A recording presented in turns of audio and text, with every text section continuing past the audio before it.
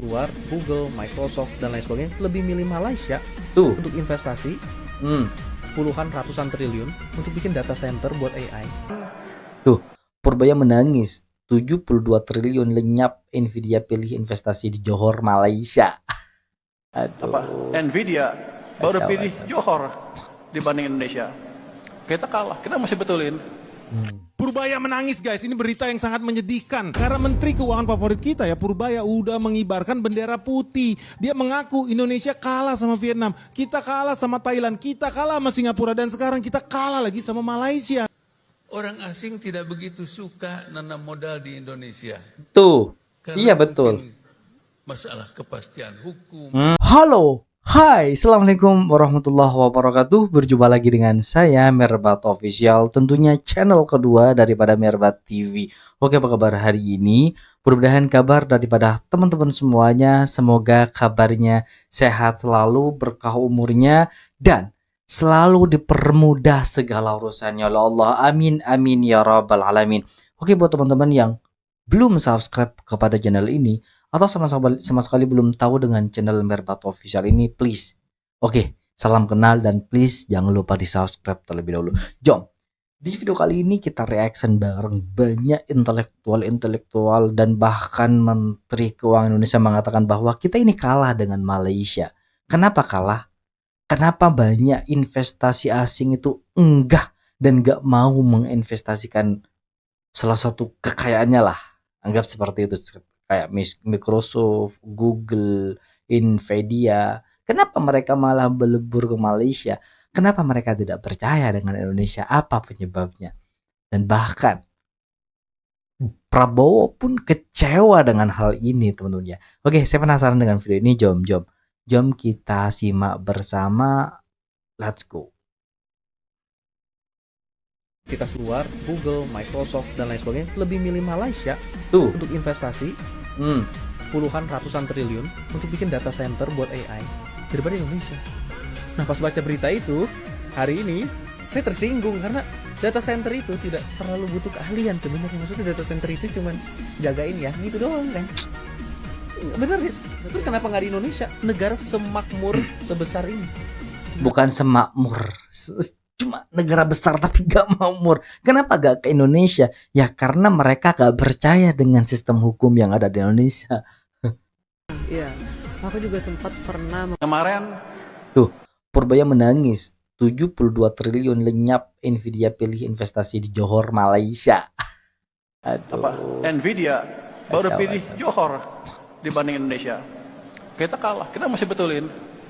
Purbaya menangis guys, ini berita yang sangat menyedihkan. Karena Menteri Keuangan favorit kita ya, Purbaya udah mengibarkan bendera putih. Dia mengaku Indonesia kalah sama Vietnam, kita kalah sama Thailand, kita kalah sama Singapura, dan sekarang kita kalah lagi sama Malaysia. Perkara apa? Perkara investasi. Jadi perusahaan artificial intelligence nomor 1 di dunia, Nvidia, itu sudah memutuskan milih investasi di Malaysia. Ya karena ada hubungannya dengan iklim investasi di Indonesia yang kusut. Dan Indonesia Yang kusut. rugi 70 triliun. Ini sedih Wow, banget loh. kusut. Betul-betul sangat menyakitkan buat Republik kita. Jadi nggak usah heran Purbaya sampai ngibarin bendera putih. So kalau lu penasaran kenapa sih Purbaya bisa sampai menangis lagi guys, lu jangan skip video ini. Let's check this out.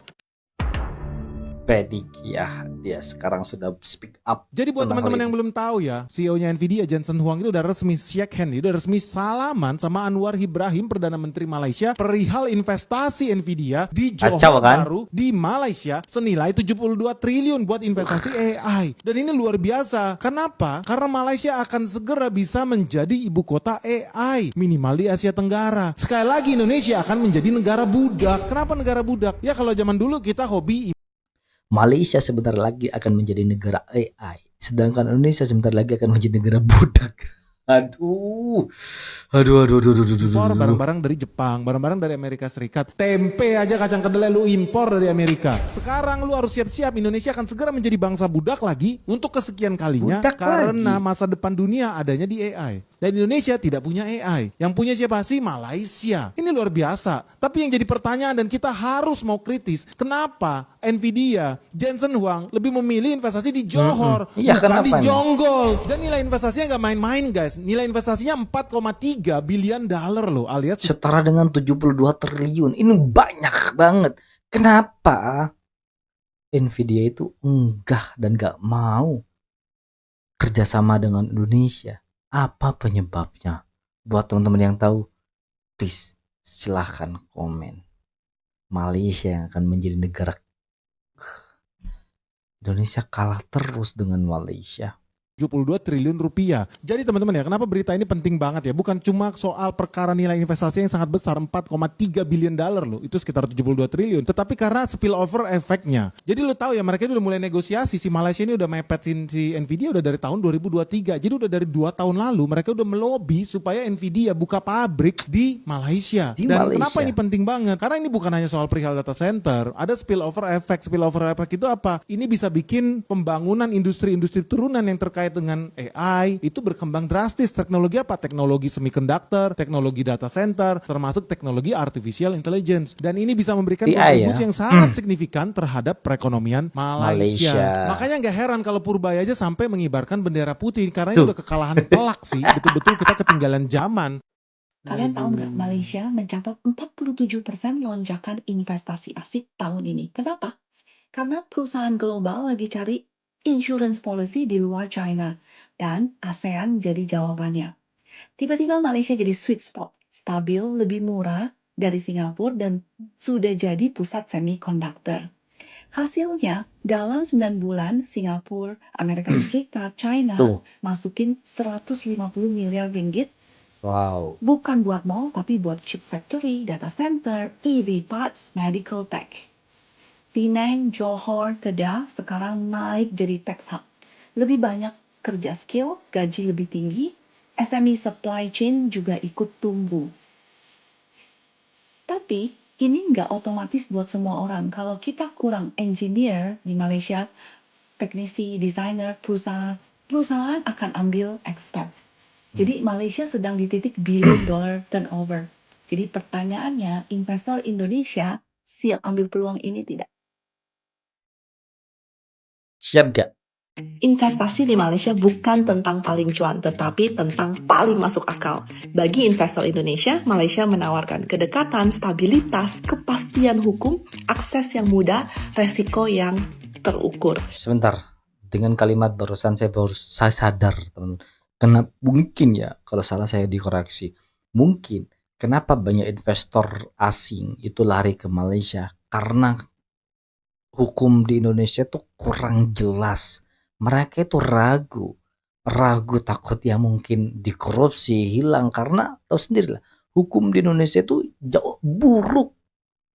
Kalau di Malaysia bagus. Jika Indonesia adalah tempat membangun kekayaan, maka Malaysia adalah tempat menjaga, menyeimbangkan, dan mengembangkan kekayaan tersebut secara regional. Itulah mengapa bagi banyak investor Indonesia, Malaysia bukan sekedar alternatif, tapi langkah strategis berikutnya. Sekali lagi Indonesia akan menjadi negara budak. Kenapa negara budak? Ya kalau zaman dulu kita hobi impor barang-barang dari Jepang, barang-barang dari Amerika Serikat. Tempe aja, kacang kedelai lu impor. Iya betul, tempe aja lu impor. Ini si Bene spek bagus ini. Aku aja kalau Malaysia tuh jauh lebih hebat daripada Indonesia. Amerika. Sekarang lu harus siap-siap, Indonesia akan segera menjadi bangsa budak. Nvidia gagal investasi di Indonesia, lebih milih di Johor daripada Jongkol. Lagi untuk kesekian kalinya karena masa depan dunia adanya di AI. Dan Indonesia tidak punya AI. Yang punya siapa sih? Malaysia. Ini luar biasa. Tapi yang jadi pertanyaan dan kita harus mau kritis, kenapa Nvidia, Jensen Huang lebih memilih Malaysia? Nvidia pilih Malaysia bukan Indonesia. Kalau kata Purbaya, ini bukti iklim investasi kita bermasalah. Menteri Keuangan Purbaya Yudi Sadewa ngomong kalau iklim investasi Indonesia masih berantakan. Kondisi ini bikin Indonesia sering kalah saing sama negara lain buat menarik investasi. Salah satu bukti terbarunya adalah Nvidia yang lebih memilih investasi di Malaysia ketimbang Indonesia. Perusahaan raksasa teknologi asal AS ini milih Johor, Malaysia buat bangun pusat data AI canggih. Padahal kalau iklim investasi Indonesia bagus, ekonomi Indonesia bisa tumbuh lebih cepat. Menurut Purbaya, walaupun ada skema One Single Submission atau OSS untuk mempermudah perizinan, pada praktiknya hambatan birokrasi dan ketidakkonsistenan bikin investor malas masuk. Sebagai langkah korektif, Purbaya bilang kalau pemerintah udah bentuk satuan tugas dengan fokus debottlenecking. Dengan ini pelaku bisnis bisa ngelaporin hambatan yang mereka hadapi. Menanggapi pernyataan Purbaya, Rosan Loslani, Menteri Investasi dan Hilirisasi, Kepala BKPM justru ngasih jawaban yang berbeda. Menurut Rosan, kalau dilihat dari data, iklim investasi Indonesia masih berada di jalur yang benar. Di periode Januari sampai September 2025, realisasi investasi udah nyampe sekitar 1.434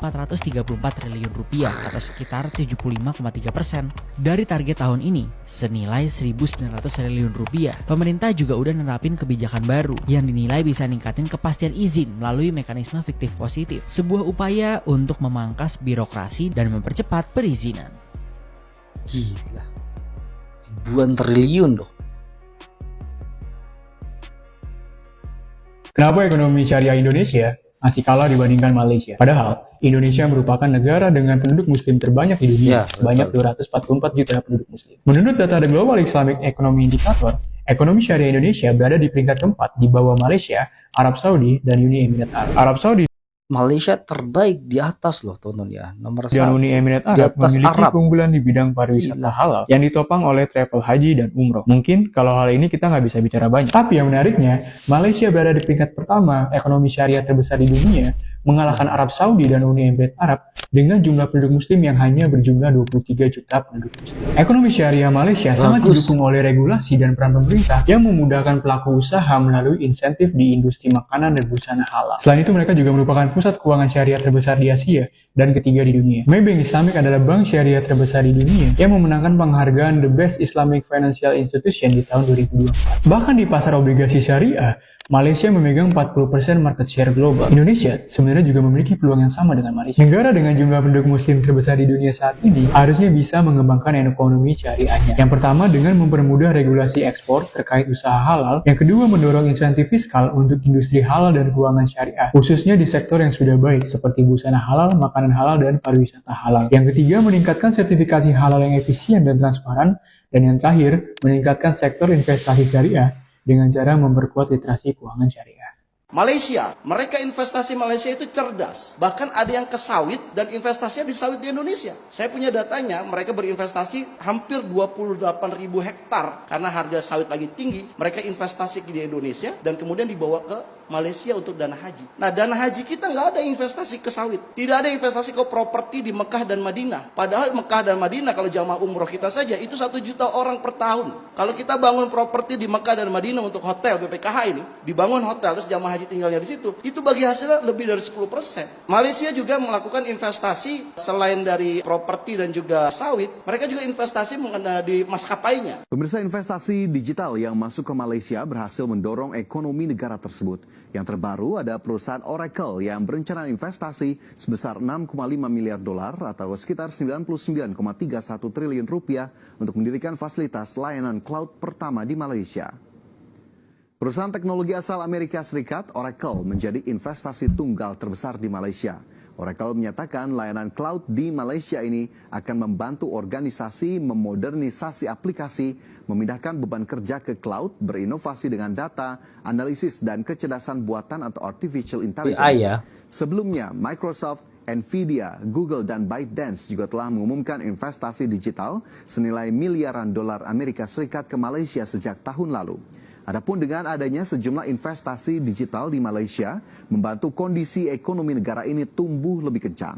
Dalam 2 kuartal terakhir, ekonomi Malaysia tumbuh melebihi proyeksi analis. Di kuartal 2 tahun 2024, PDB Malaysia naik 2,9% melampaui proyeksi analis. Dan ringgit Malaysia juga menjadi mata uang berkinerja terbaik di Asia. Wow, gila keren. Malaysia ini sekarang gila. Thailand, Vietnam. Kenapa investor asing lebih nyaman ke Vietnam dan Malaysia? Ini jawabannya. Menjadi tujuan investasi yang juga bersaing dengan kita. Malaysia juga udah di atas kita dalam rangka daya tarik investasi. Kemarin saya ngobrol dengan seorang teman saya ya, seorang ekonom yang juga seorang speaker. yang sangat prominent lah, sangat terkenal. Kita ngobrol-ngobrol lah tentang bangsa ini. Topik kita kenapa banyak sekali investasi meleset ke Indonesia ya. Elon udah ditemuin berapa kali oleh pimpinan kita dan udah kesini, tahu-tahu investasinya di Malaysia, Tesla. Tapi kemarin ada Tim Cook ya, kita pikir mau invest besar ini. Ya, tahu-tahu dia meleset larinya ke Vietnam ya, begitulah. Saya sempat ngobrol juga dengan teman-teman saya yang dulu di Amerika waktu saya kuliah. Kenapa orang investor-investor mikir panjang ya untuk berinvestasi di Indonesia, dan saya pikir kenapa? Karena korupsi di Indonesia tinggi sekali. Karena ada yang namanya IPK. IPK itu Indeks Persepsi Korupsi. Kita itu rendah sekali. IPK itu dibuat ya, ini agak teoritis, jangan terlalu ya, serius juga. Jadi investor-investor ditanyain tentang persepsinya terhadap korupsi di berbagai negara, dan Indonesia rendah sekali. Kalau rendah, investor ragu untuk masuk. Jadi ini persoalannya. Singapura tinggi banget. Oleh karena itu, orang investor ya dari luar negeri kalau invest di Singapura, Masya Allah, tidak ada, kalau nggak salah angkanya sampai indeks sampai $25.000 per kapita. Indonesia itu 1.000 kali ya, jadi jauh banget, atau mungkin di bawah itu. Ini persoalan kita. Saya bilang, adakah bro, karena korupsi di Indonesia itu sedemikian tinggi sehingga investor berpikir panjang untuk masuk ya. Jadi kalau mereka masuk ya seperti yang terjadi di Indonesia sekarang, kita memerlukan upaya yang luar biasa ya untuk merayu mereka supaya invest di Indonesia. Sekarang Thailand, Vietnam menjadi tujuan investasi yang juga bersaing dengan kita. Malaysia juga udah di atas kita dalam rangka daya tarik investasi. Tahu nggak jawabannya? Lagi-lagi budaya. Bukan. Ya, teman-teman ya, salah satu adalah selain daripada hukum yang tidak jelas di Indonesia, salah satunya adalah juga korupsi di Indonesia itu selalu merajalela, tidak diberantas ke akar-akarnya. Makanya kenapa mereka, para investor asing, raksasa dunia, investor raksasa dunia itu ogah dan tidak mau menginvestasikan salah satu perusahaannya ke Malaysia, ke Indonesia, dan memilih Malaysia. Karena ya itu teman-teman, Indonesia hukum tidak jelas dan koruptor-koruptor itu dipelihara kayak budak-budak dan anjing-anjing liar seperti itu ya. Korupsinya yang menjadi masalah bagi investor. Tetapi apa? Penegakan hukum. Korupsi terjadi karena penegakan hukum kita, terutama untuk memberantas korupsi, banyak sekali dipertanyakan. Ada yang mengatakan bahwa hukuman untuk koruptor itu terlalu ringan, ada yang mengatakan bahwa kadang-kadang ya gimana lah apa yang terjadi. Saya pikir kalau kita ingin memperbaiki bangsa ini teristimewa untuk meningkatkan investasi masuk ke Indonesia, yang harus kita lakukan pertama adalah penegakan hukum, bahwa hukum harus tegak ya, termasuk untuk mencegah atau memberantas korupsi. Selama tidak tegak lurus gitu, inilah yang terjadi. Saya percaya betul kalau kita kuatkan penegakan hukum, ya akibatnya adalah korupsi akan berkurang. Sesuai dengan apa yang disampaikan oleh Pak Prabowo, salah satu programnya adalah memberantas korupsi. Yuk kita berantas korupsi. Ke Korea yuk, ini negara inovasi yang juga tidak kalah hebatnya gitu. Ya malah sebelum China menggila, perusahaan-perusahaan dari Korea udah menggila duluan ya, dengan elektroniknya, ada Samsung, ada LG, ya dengan mobilnya, ada Hyundai, ada Kia, ada Daewoo, ya dengan industri skincare-nya ya, dan beauty produknya, Oplasnya, kemudian juga tidak kalah hebatnya industri food and beverage. Anda kalau ke Korea kaget loh ya, mereka punya bakery top gitu, dan juga punya coffee shop yang top, yang sangat unik dan sangat kreatif. Kita akan ke Cosmec, one of the best industri skincare, beauty product in the world ya. Kemudian kita juga akan ke CJ. Jadi kita nanti akan belajar bagaimana mereka membuat roti enak, dan kita belajar bagaimana mereka bisa menyebarkan outlet-outlet itu ke seluruh dunia. Dan terakhir juga kita akan ke SM Town. SM Town itu adalah satu perusahaan yang dulu didirikan oleh Lee Suman. Kita akan belajar dari mereka bagaimana mereka menciptakan iklim yang membuat mereka sangat kreatif. Jadi 3 perusahaan luar biasa. Ikut dengan saya, kita akan berangkat di awal Februari. Nggak banyak tempatnya ya, segera daftar kembali. Orang asing tidak begitu suka nanam modal di Indonesia. Tuh, karena iya betul. Masalah kepastian hukum, terlalu banyak tikus di sini, dan sebagainya, tidak bersih rumah ini, sehingga mereka jarang mau yang datang. Ya, betul sekali itu, Ustaz. Selama Indonesia merdeka, rata-rata investasi asing ke Indonesia per kapita less than $100. Vietnam yang baru membangun tahun 90, rata-rata investasi asing ke Vietnam $400. Tuh, teman-teman ya. Jelas apa yang dikatakan oleh si Bapak ini adalah kenapa banyak investasi asing tidak mau menitipkan sedikit dana lah seperti 100 triliun lah karena kepastian hukum di Indonesia itu tidak jelas dan korupsi di Indonesia itu dihukum secara ringan. Kita harus belajar dari Malaysia. Kenapa mereka para investor itu banyak yang meninvestasikan ke Malaysia? Karena ya di Malaysia hebat teman-teman ya, hukum jelas, kepastian hukum sangat jelas. Dan korupsi benar-benar dihukum seberat-beratnya. Makanya mereka berani, karena di Malaysia hukumnya jelas, gak seperti yang ada di Indonesia. Mungkin teman-teman ya, dalam hal ini saya akui bahwa Indonesia itu wajib, sangat wajib belajar dari Malaysia. Baik daripada hukum, tata negara, dan lain sebagainya. Oke, buat teman-teman yang suka dengan video ini, silahkan bantu dengan cara menekan tombol like, komen, dan share. Jangan lupa di subscribe channel daripada Merbatu Official. Baik, kita akhiri. Wassalamualaikum warahmatullahi wabarakatuh.